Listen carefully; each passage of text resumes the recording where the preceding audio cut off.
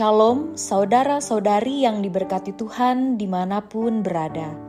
Dalam program Berita Selamat Jadi Duma hari ini, saya Pendeta Lisa yang bertugas di Resort GKI Banjarbaru akan mengajak kita sekalian untuk membaca dan merenungkan bagian firman Tuhan yang terdapat dalam 1 Yohanes 2 ayat 9 yang berbunyi demikian.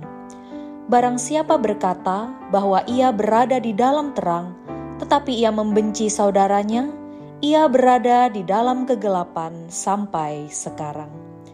Saudara-saudari yang terkasih, kaput pijem adalah sebuah istilah dalam bahasa Dayak Ngaju yang artinya gelap gulita. Dalam keadaan kaput pijem, kita akan sulit sekali untuk dapat melihat segala sesuatu dengan jelas. Untuk melihat saja begitu sulit, apalagi untuk melangkah, pasti semakin sulit. Jika tetap dipaksakan untuk melangkah, yang terjadi justru kita akan tersesat ataupun tersandung dan pada akhirnya membuat kita terjatuh. Berbeda ketika kita berada dalam keadaan terang, semua akan terlihat dengan jelas. Kita dapat menentukan langkah kita dengan tepat tanpa harus tersesat.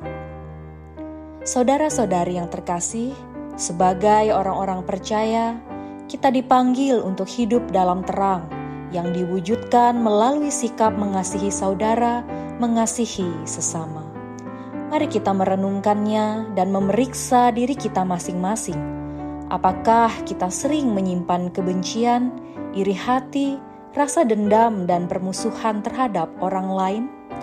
Bila kita tidak mengasihi, artinya kita masih hidup di dalam kegelapan dan belum sungguh-sungguh mengenal Tuhan yang adalah terang sejati. Firman Tuhan hari ini mengingatkan kita, barang siapa berkata bahwa ia berada di dalam terang, tetapi ia membenci saudaranya, ia berada di dalam kegelapan sampai sekarang. 1 Yohanes 2 ayat 9. Saudara, janganlah menjadi orang Kristen yang kaput pijem atau hidup dalam kegelapan. Janganlah menyimpan kebencian, dendam, permusuhan, dan kepahitan dengan sesama, sebab itu hanya akan merugikan kita, menghilangkan damai sejahtera dalam hati kita. Kegelapan itu juga membuat kita sulit untuk melangkah maju, bahkan membuat kita tersesat, dan membuat kita tidak bisa bertumbuh secara rohani. Maka, jadilah anak-anak terang yang memiliki kasih di dalam hati dan hidup kita. Kasih itu akan membawa kita pada kehidupan persaudaraan yang indah. Kasih itu membawa rasa damai dan sukacita. Kasih itu menjadi lampu yang memimpin kita untuk berjalan di dalam terang dan kebenaran Kristus. Amin. Mari kita berdoa. Bapa, terima kasih atas firman-Mu yang boleh kami renungkan bersama saat ini.